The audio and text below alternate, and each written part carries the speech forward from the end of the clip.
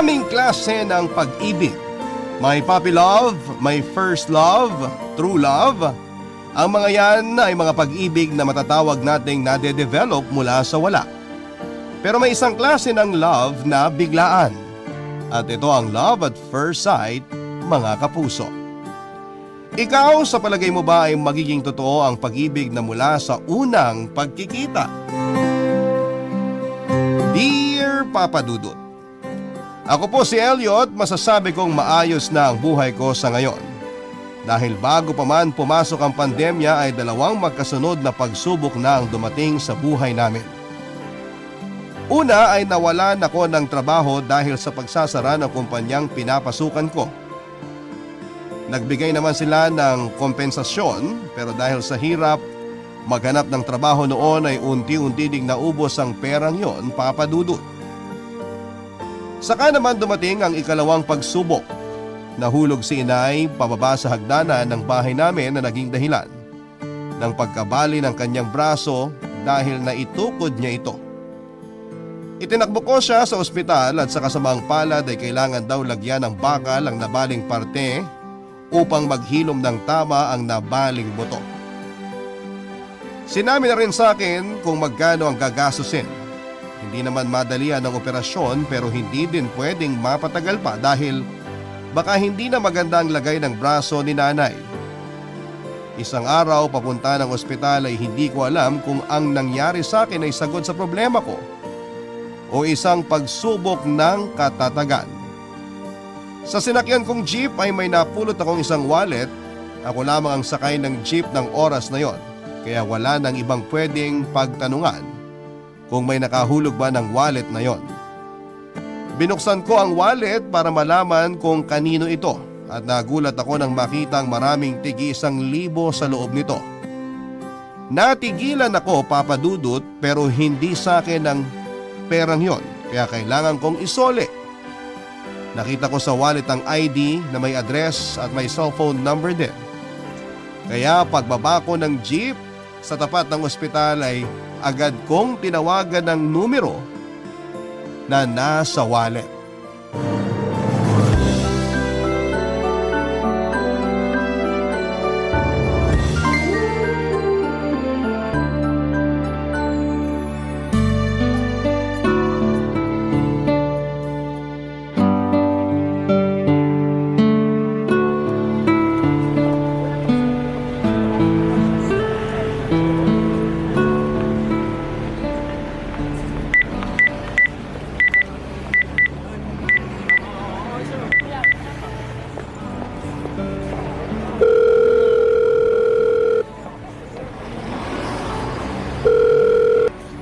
Hello? Hello? Ito po ba si Miss Nola? Opo, ako nga po. Sino po ito?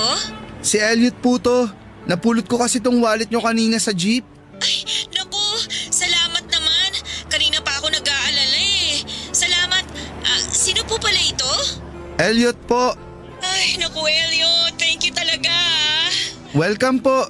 Saan ko po ba isusoli tong wallet? Naku, wag ka mag-alala. Ako na lang ang pupunta sa'yo. Nasaan ka ba ngayon? Nandito lang po ako sa ospital. Dadalawin ko lang po sandali nanay ko. Tapos pwede na po ako makipagkita sa inyo. Ospital? Nasa ospital din ako. Saang ospital ka? Ay, sorry ha. Nahulog kasi yung tumbler ko. Nandito po ako sa ospital ng... Kayo po ba yung nasa lobby na may pinupulot na tumbler? Nakakulay pulang damit? Ako nga. Nandito ka din? Nasaan ka? Eto po, malapit na sa inyo. Naka-asul na t-shirt po ako. Grabe naman ang coincidence na to. Elliot? Uy, ikaw si Elliot, di ba? Po? Opo. Kanina okay lang na pinopo mo ko kasi hindi pa kita nakikita. Halos magkaedad lang pala tayo kaya wag mo na akong poin. Ay, sorry po. Ibig kong sabihin, sorry Miss Nola. Miss pa nga ako, pero Nola na lang.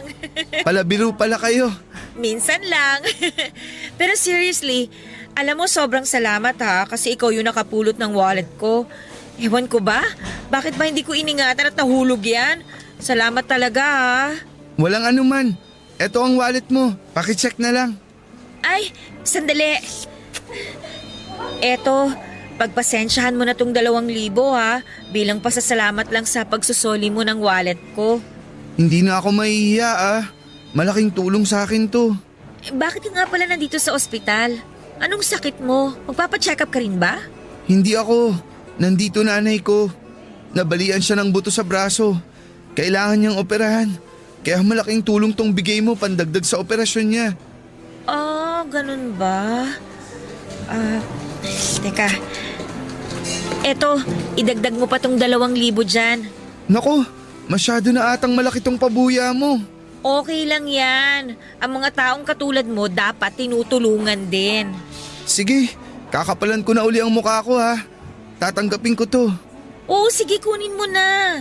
May kalakihan din ang laman ng wallet ko Kung hindi mo na isoli to sa akin, mas malaki din ang nawala. Kaya maliit na halaga lang yung binigay ko kumpara sa magandang ginawa mo. Salamat talaga. Salamat. Sagot ka ng langit sa problema ko. Kanina dasal din ako ng dasal na kung hindi ko makukuha yung pera, hahayaan ko na lang. Basta maisoli lang ang mga ID at iba pang importante sa wallet ko. Pero naibalik lahat. Kaya sagot ka din ng langit sa dasal ko. Malakas talaga ang kapangyarihan ng dasal. Ano bang kailangan? Ewan ko, Papa Dudut, kung bakit parang ang daming time ni Nola para sa akin noon.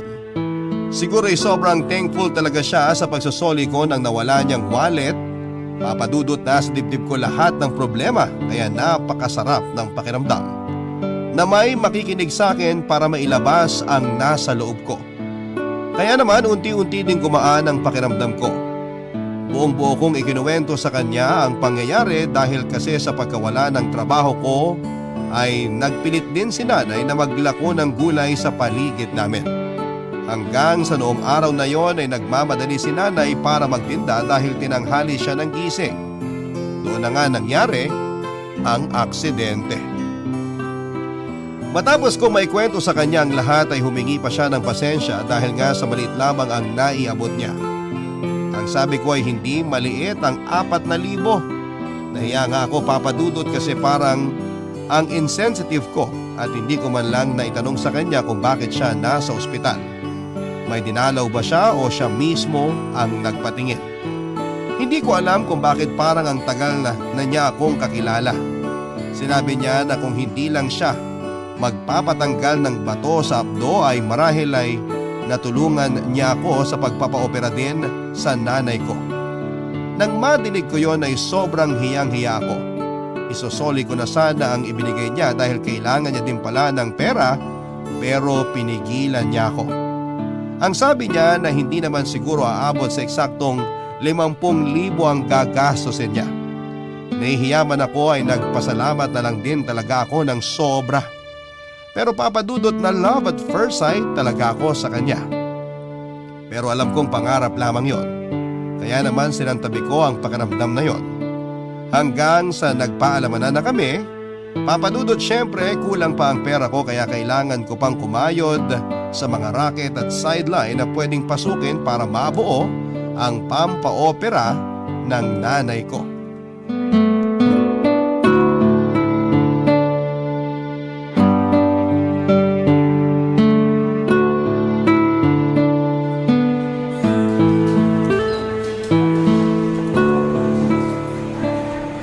Kumusta po kayo, Nay?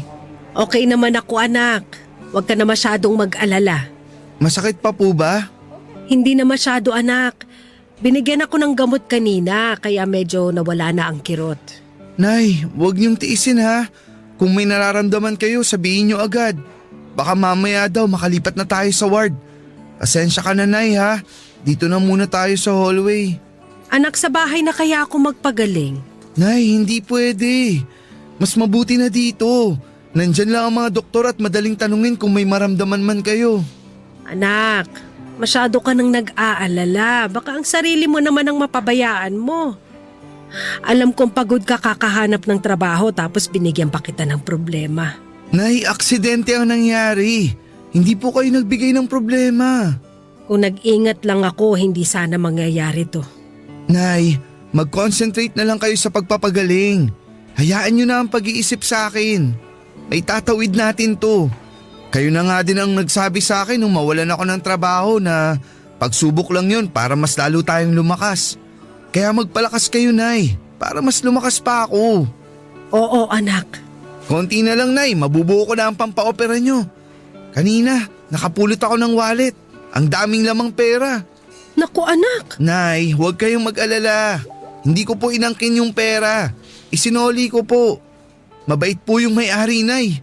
Binigyan ako ng 4,000 pabuya.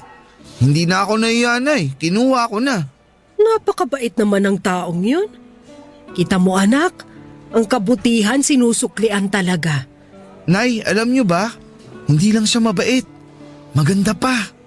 Aba, parang ang tamis ng ngiti mo sa pagkakasabi na maganda siya.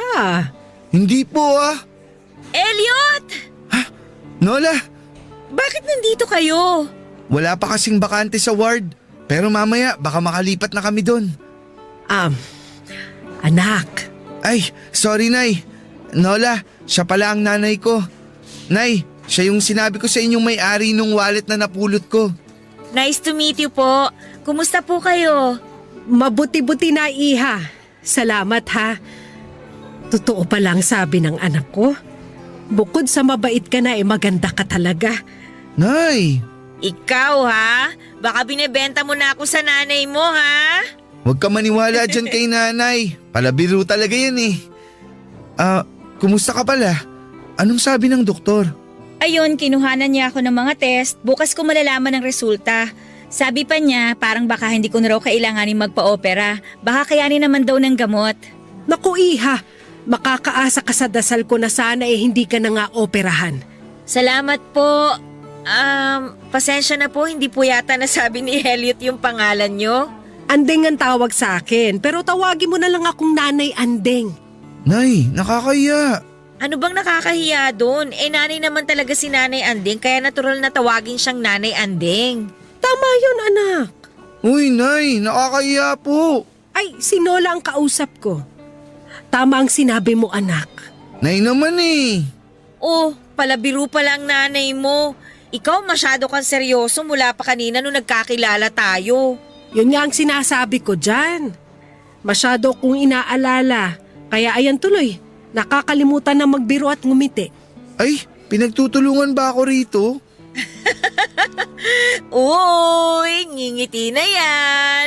Nahihiya pa eh. Alis na nga ako. Eto naman masyadong pikon. Ang mabuti pa, ako na nga alis at baka may pag-uusapan pa kayo ni Nanay Andeng. Salamat uli, Iha. Sana magkita pa tayo. Ay, sigurado po yan Nanay Andeng kasi babalik po ako bukas. Ayan, dalawin mo kami ni Elliot, ha? Napakasaya mong kausap eh. Hindi lang yon, tignan mo at napakasaya ng itsura ni Elliot ngayon. Nay, ano ba? Nakakahiya. Alis na po ako. Nanay Andeng, may sinabi ba sa inyo ang doktor kung bawal sa inyong prutas? Ha? Parang wala naman. Bakit, Iha? Sige po, magdadala po ako bukas ng prutas. Wag na, Nola. Nakakahiya na eh. Hindi naman para sa'yo yung prutas, para kay Nanay Andeng yun. Sa bagay. Ikaw, dadalang kita ng masarap na siopaw dun sa amin. Pwede din ba kayo ng siopaw, Nanay Andeng? Dadalang ko din kayo, ha?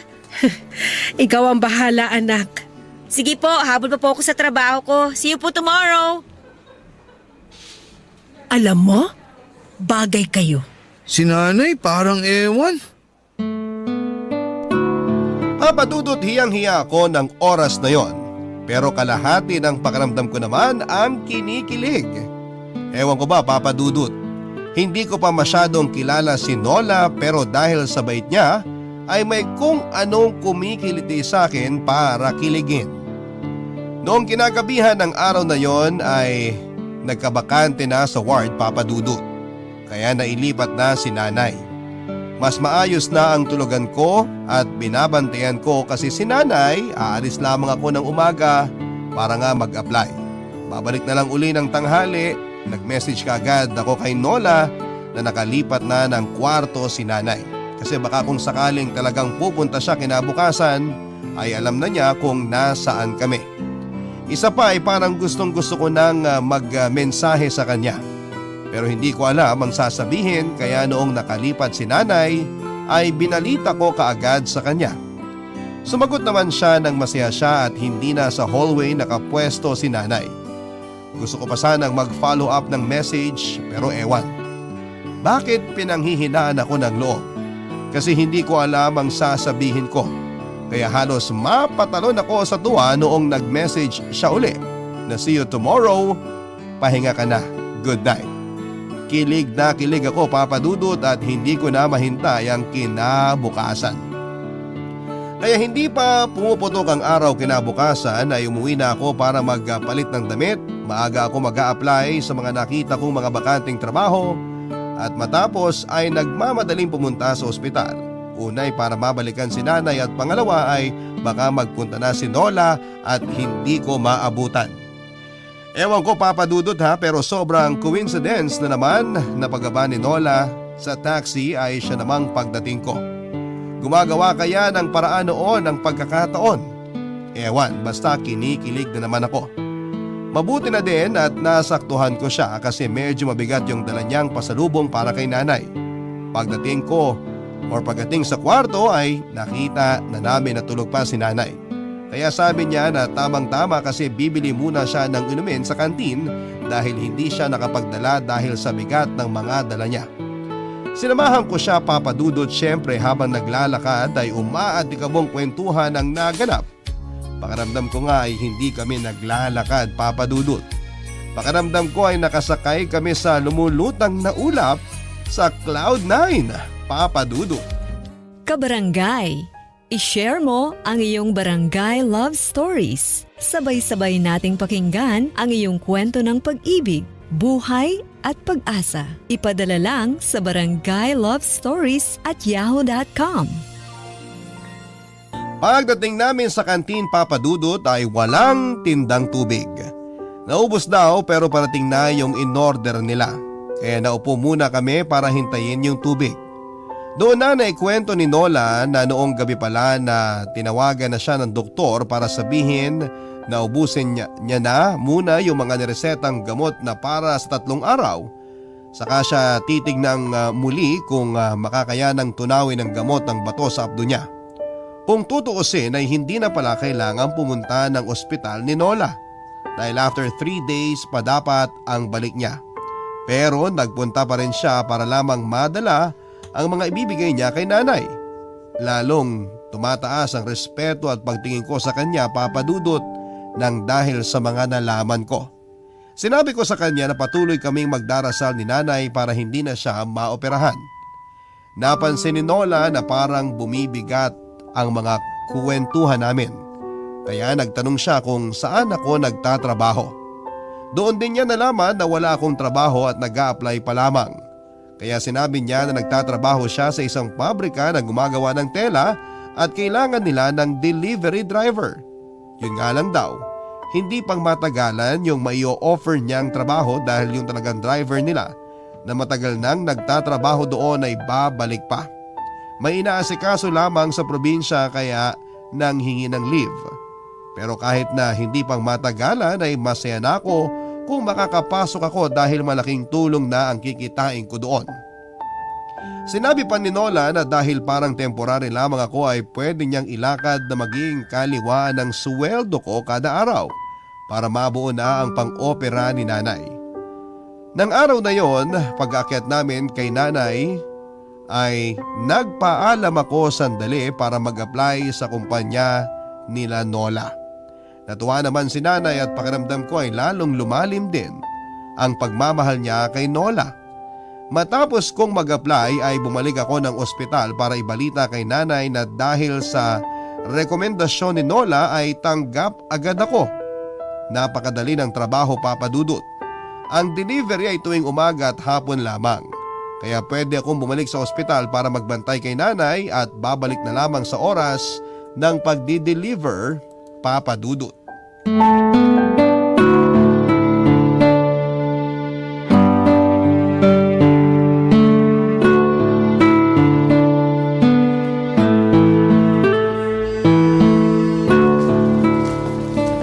Nakakahiya. Ikaw pa ang nagbayad ng taxi. Ano ba? Kung ako lang mag-isa ang pupunta dito, ako din naman ang magbabayad. Kaya isipin mo na lang na may libreng sakay si Mayor. Salamat ah. Ang kulit mo, sabi ng taxi lang yun eh. Hindi lang sa taxi, pati sa pagpasok sa akin sa trabaho. Yung pagiging mabait mo sa akin at kay nanay. Alam mo, napakalaking bagay sa akin ang ginawa mo. Kaya natutuwa ako kay Nanay Anding kasi pinalaki ka niyang marangal. Salamat. Oh, naiiyak ka ba? Ha? Hindi. Makita ka naman ni Nanay Anding niya, lolokohin ka na naman nun. Pasensya ka na kay nanay ha. Alaskador lang talaga yun. At pikon ka naman. O ayan, parang napipiko ka na naman ah. Hindi ah. Papasok na tayo sa ward. Ngumiti ka na, baka si Nanay Anding naman ang humalili sa pangaasar. Tulog pa pala si nanay. Ay, oo nga. Sige, puntahan ko muna yung doktor ko ha. Balik na lang ako mamaya. Gusto mo samahan na kita? Wag na, doon lang naman sa itaas yung doktor ko. Tsaka mabuti na yung nandyan ka para paggising ni Nanay Anding, makita ka niya kaagad. O sige, sabihin ko na lang kay nanay na babalik ka. Oo, sige.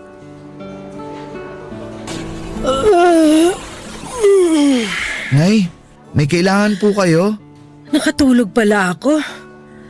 Sumakit kasi kanina tong kamay ko. Pinainom ako ng gamot. Nakakaantok pala yun. Mamaya po, kakausapin ko yung doktor na sa 1 linggo na kayo operahan. Sigurado po na kompleto na ang pera sa 1 linggo. Medyo matagal na kasi yan eh. Natatakot ako na baka hindi na maiayos ang braso nyo. Anak, may awa ang Diyos. Wala naman sigurong masamang mangyayari sa akin kung maghihintay pa tayo. Sana nga po, Nay. Oh, umiiyak ka ba? Hindi po. Huwag kang iiyak. Hindi maganda itsura mo pag umiiyak ka. Nanay naman eh, nangaasar na naman. Yan na nga ba ang sinabi ni Nola kanina na siguradong aasarin niyo ako pag ganito ang itsura ko? Nasaan na nga pala si Nola? Nagpunta lang po sa doktor niya. Aalamin daw niya ang resulta kung nakuha ba sa gamot yung kondisyon niya. Sana naman. Dadaan daw po siya dito pagtapos dun sa doktor niya. O ayan na pala siya. Nanay Anding, good morning po. Kumusta ka anak? Anong sabi ng doktor? Elliot, Nanay Anding. Hindi ba maganda ang resulta? Joke! Okay lang daw po ako. Effective daw po yung gamot. Wala nang operasyon na magaganap. Ay, salamat naman sa Diyos. Bibili po ako ng pansit Nay ha. Magse-celebrate tayo. Oh, Elliot, may nasabi ba ako masama? Bakit malungkot ka? Wala. May naalala lang ako. Masaya ako na hindi ka na ooperahan. Napahiya ako noon, Papa Dudut, kasi sobrang saya ni Nola pero ang lungkot ko. Bigla ko kasing naisip na sana ay pwede din yon sa nanay ko. Na hindi na niya sana kailangang operahan pa. Kaso ay hindi. Kaya agad akong humingi ng paumanhin dahil sa itsura ko. Pinilit kong ngumiti pero kahit si nanay ay ramdam kung bakit ako biglang nagkaganon. Mag-aalala na naman si nanay at baka sisihin na naman niya ang sarili niya dahil sa aksidente niya. Kaya kahit hindi ako artista ay talagang pinilit kong iarte na wala namang problema. Mahirap ang ginawa ko kasi pasulpot-sulpot at naiisip ko na nakakatakot para kay nanay ang operasyon. At isa pa ay hindi pa sapat yung naipon ko para sa operasyon ni nanay. Pero kailangan kong magmaskara ng masayang mukha para hindi sila madamay. Kaya para hindi na nila mahalata ay nagyaya na ako na bumili kami ng pansit. Nakakahiyaman, Papa Dudut, dahil hindi naman ako ang gagastos. Pero ayoko na kasing mapansin at maramdaman ni nanay ang nararamdaman ko. Kaya umalis muna kami para bumili. Makakapagtago ako kay nanay pero hindi kay Nola dahil siya ang kasama ko.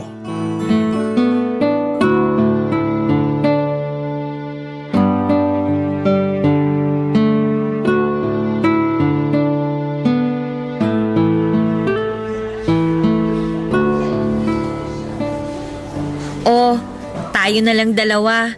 Baka naman pwede mong i-share yan. Ha? Ang alin? Ito naman, maang-maangan pa.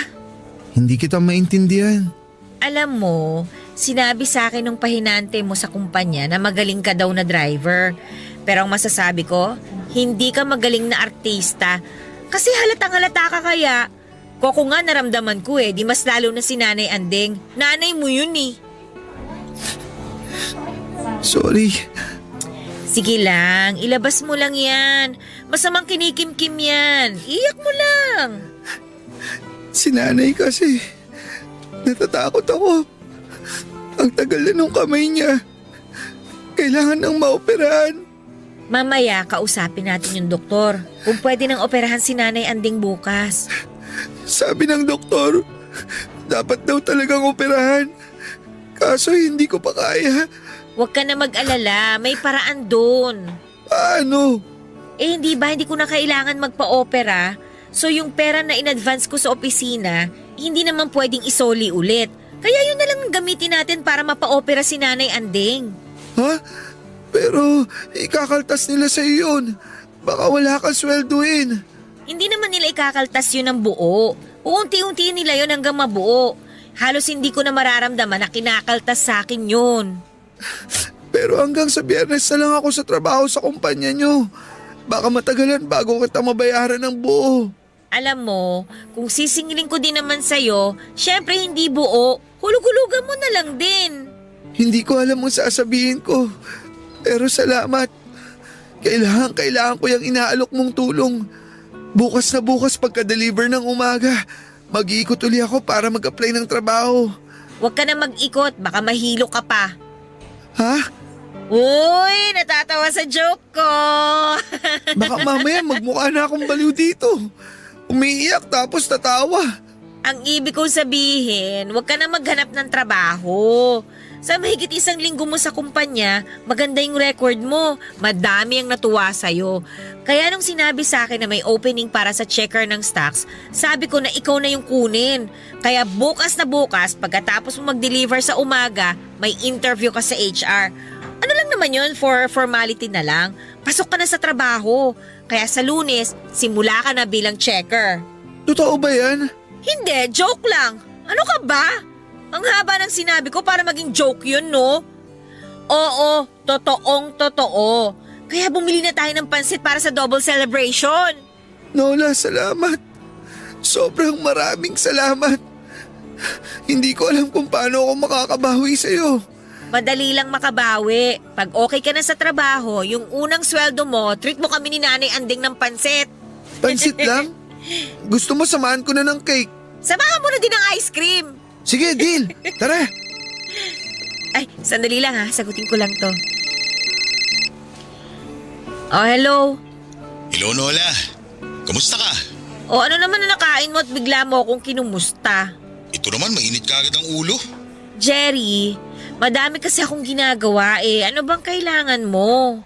Kukumustahin lang sana kita. Okay naman ako. Ikaw, sana okay ka rin. O siya, sige na, may gagawin pa ako. Bye. Sino yun? Ay naku, isipin na lang natin na wrong number. Ayokong masira ang araw ko.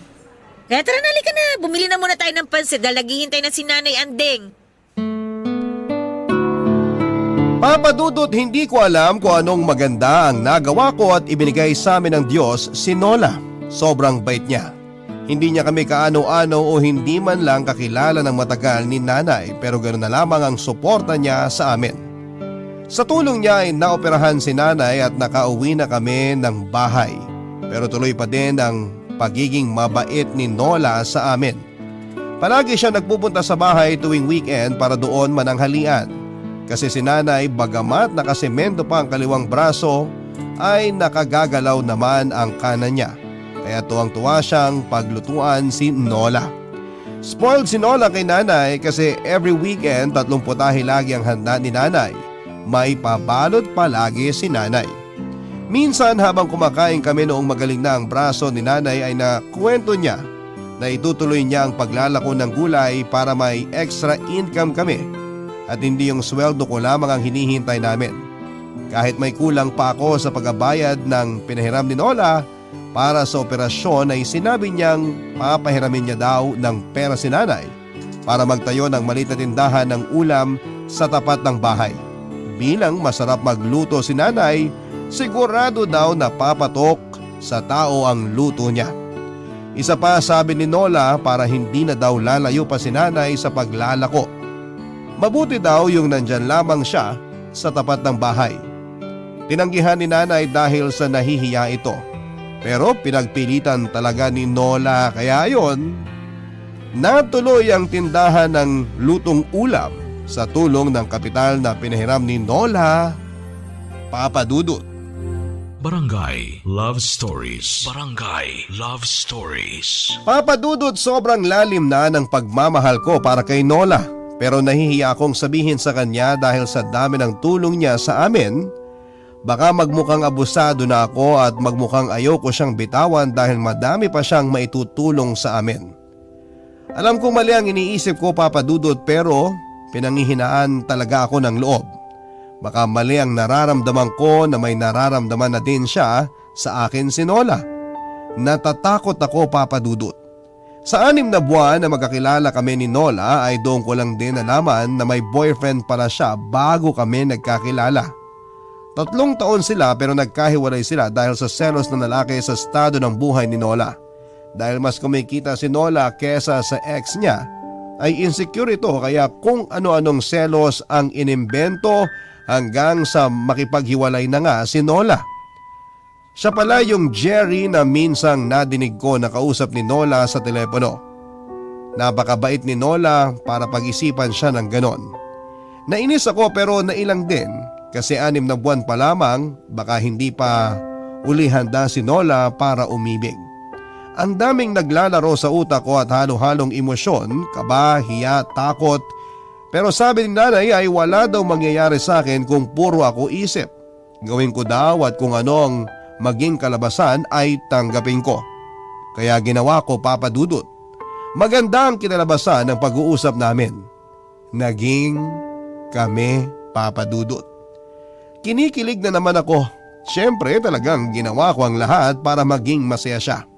Makalipas nga ang 6 na buwan pa ay niyaya ko na siyang magpakasal, Papa Dudut.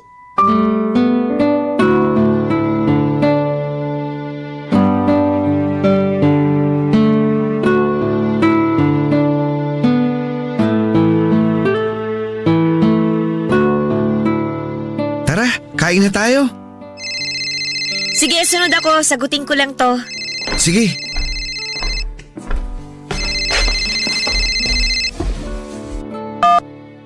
Hello? Grabe naman yung pagkakahilo mo. Ano ba naman, Jerry? Bakit ka ba kasi tumatawag? Kailangan ko na bang magpalit ng number para maintindihan mo lang na ayoko na makipag-usap sa'yo? Huwag ka namang ganyan. Kukumustahin lang naman kita eh. Ano bang gusto mong marinig, Jerry? Na hindi ako okay? Tapos sasaya ka na? O sige, kumusta ako? Hindi ako okay. O ano, okay na ba yon? Sobra ka naman. Hindi ka naman dating ganyan ah. Pwes, salamat sa'yo at ito na ako ngayon. May gagawin pa ako kaya goodbye na. Sabado ngayon, may gagawin ka pa rin? Oh, kailan ba kita naging sekretary para magdikta ng schedule ko? Sige na, magtatanghalian na kami. Baka hindi pa ako makakain. Kami? Sino kasabay mo manangalian? Ay, kailangan ko talagang sabihin sa'yo. Kung sasabihin kong kasabay kong kumain ng hari ng Inglaterra, anong gagawin mo? Alam mo, nagiging bakulaw na ako dahil sa'yo eh. Ibababa ko na to, sige na.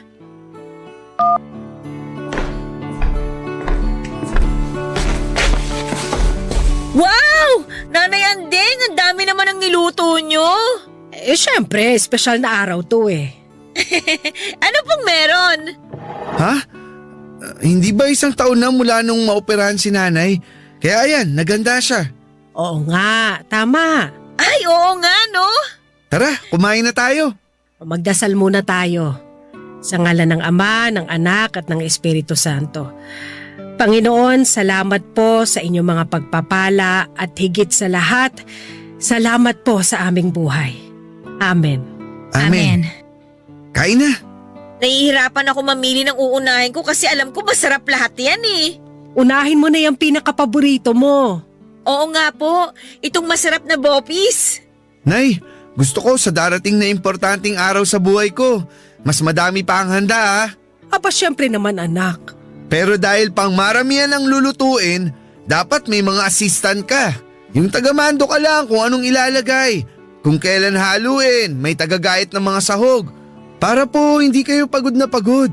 Dahil importante po kayo sa okasyon na yun. Tama ka anak, dapat maganda ako. May pinag-uusapan po ba kayo na hindi ko alam? Imbitado ba ako dyan? Naku anak, hindi ka lang imbitado. Ikaw pa ang star. Nakakatawa po yung ako yung star. Ikaw talaga anak. Bakit po? Dahil ikaw lang naman ang natatangi at nag-iisang star sa puso ni Elliot. Po? Anong ibig sabihin ni nanay? Nola, papayag ka bang maging asawa ko? Ha? Kung hindi ka pa handa, maiintindihan ko. Ano bang sinasabi mo? Handang-handa na ako, no? Kinikilig ako.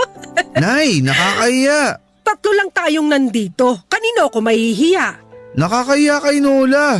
Bakit ba? Masaya si nanay eh. Bakit? Hindi ka ba masaya? Ha? Masaya, syempre. Sobrang saya. Naku Nola anak, kailan ba kami pwedeng mamanhikan sa inyo? Dapat formal nang hingi ni Elliot ang kamay mo sa mga magulang mo. Kung kailan niyo po gusto, Nay, sasabihan ko lang naman sila. Ayan sige, wag na kayo magluto. Magdadala na lang kami. Ay sige po, gustong-gusto din ni nanay at tatay ang luto ninyo. O Elliot, kailan mo balak? Kahit bukas po, para maplano na agad ang kasal. Sige, mamamalengke na ako mamaya. Nay, wag na kayo magluto. Ang dami nitong hinanda nyo ngayon, no? Initin na lang natin bukas. Ano ka ba, nakakahiya naman sa mga magulang mo? Hindi po. Hindi naman po sila maselan kung bagong luto o iniinit ang pagkain. Kasi ganun pa rin naman ang sume. Masarap pa rin kasi luto nyo pa rin naman ito. O sige, pero gagawa ko ng leche flan para may matamis tayo.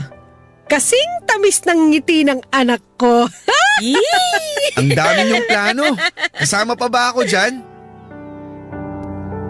Natapos ang araw ng pamamanhikan namin ni Nanay Papadudut. Masaya din ang mga magulang ni Nola at hindi naman sa pagbubuhat ng bangko Papadudut pero natutuwa talaga sila sa akin ang mga magulang niya dahil mabait daw ako, masipag at magalang. Siya nga pala Papadudut, babalikan ko lang para klaro. Yung utang ko pala ay yung pinahiram ni Nola kay Nanay ay nabayaran namin bago pa man kami naging magkasintahan ni Nola. Wala lang, baka kasi isipin ng mga kabarangay natin na kaya ko siya pakakasalan para hindi na kami magbayad. Pero wala na din naman kaming pakialam sa isipin ng iba kasi ang importante ay masaya kami. Hindi kami nag-aksaya ng oras Papadudut. Talagang kinakarir namin ang paghahanda sa kasal. Sa iyahandang pagkain ay sinanay na ang nag-aasikaso. Kaya talagang nakatuon kami sa mga permit, mga papel na kailangan, ang mga lugar na pagdadausan ng kasal at reception. Ang mga damit namin syempre, ang entourage, ang imbitasyon at ang mga imbitado. Kahit abalang-abala kami at nakakapagod ay natatapos ang araw namin na masaya kami dahil sa paghahanda. Masaya kami nang dumating ang araw na may gugulo pala sa fairy tale namin ni Nola.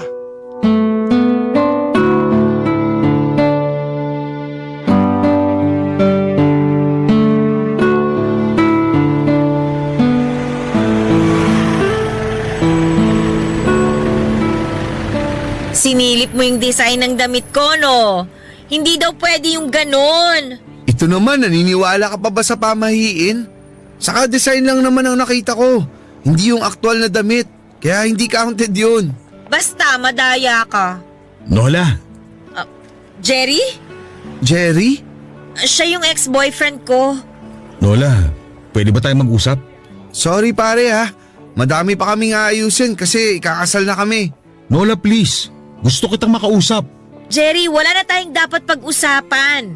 Please naman, Nola. Huwag mo naman ako ganituhin. Pare, naintindihan mo naman siguro yung sinabi ni Nola. Wala nang pag-uusapan. Huwag ka nga makialam dito. Si Raulo ka pala eh. Elliot, huminahon ka nga. Hayaan mo ako. Gusto kitang makausap, please. Pagbigyan mo naman ako. Bakit ngayon? Nung panahon na gusto kitang makausap, hindi mo ako pinansin. Ngayon gusto mo makipag-usap sa akin? After 1 year? Inaamin ko na, naging tanga ako noon. Pero nagsisi na ako. Nagbago na ako. Kung nagbago ka para sa sarili mo, maganda yon. Pero kung nagbago ka para sa akin, sobrang huli na ang lahat. Pero huwag ka mag-alala, pinatawad na kita noon pa. Hindi ako papayag ng ganun. Kailangan natin mag-usap. Ang kulit mo naman pala eh. Ayaw na nga makapag-usap, pipilitin mo pa. Pwede ba? Lubayin mo na si Nola. Ikakasal na kami. Kaya wag mo na siyang guluhin. Halika na nga, Elliot. Hindi. Mag-uusap tayo. Pare, kung gusto mong mag-iskandalo, wag mo kaming damay. Elliot, halika na sabi. Nola! Tanga ka ba talaga? Nola, please! Nakakabwisit ka na. Gusto mo ba talaga? Elliot, ano ka ba? Bakit mo ba kasi papatulan yan? Halika na. Mauna ka nang umuwi. Mag-uusap lang kami. Ano? Mauna ka na sabi. Susunod na lang ako. Magpapaiwan ka para dyan? Pauwiin mo ako? Sino ba ako dito? Please naman, Elliot. Huwag ka nang dumagdag, oh. Sundin mo na lang ang sinasabi ko. Lola, anong ginagawa mo? Umuwi ka na, please. Halika na, Nola!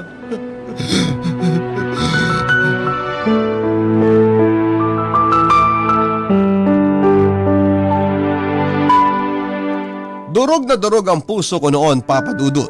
Hindi ko maintindihan ang naging desisyon ni Nola at mas pinili niyang sumama sa lalaking nanakit sa kanya noon kesa sa akin.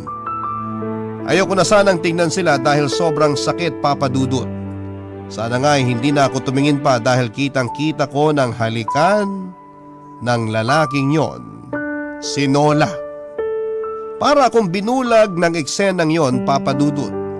Hindi ko na nakikita ang paligid basta naglakad lamang ako ng naglakad ng tahimik subalit tuloy-tuloy ang pagtulo ng aking luha. Hanggang sa makarating sa bahay ay saka ako humagulhol kay nanay.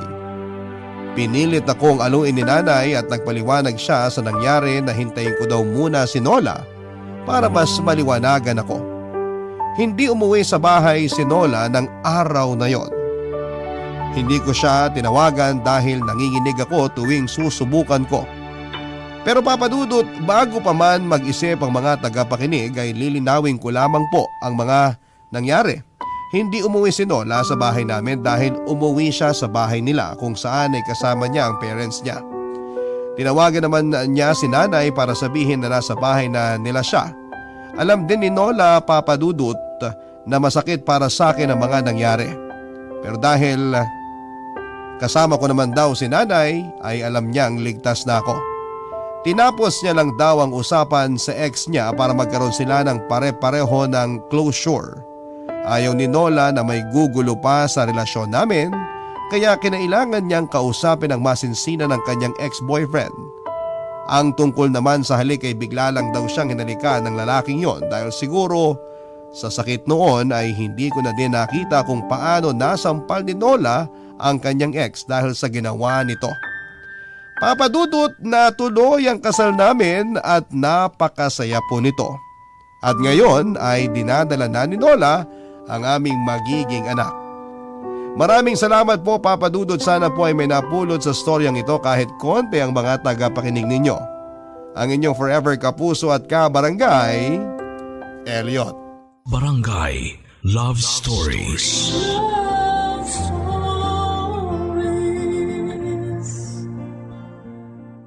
Barangay LS 97.1 Number 1 Forever. Kabarangay, i-share mo ang iyong barangay love stories. Sabay-sabay nating pakinggan ang iyong kwento ng pag-ibig, buhay at pag-asa. Ipadala lang sa barangaylovestories@yahoo.com.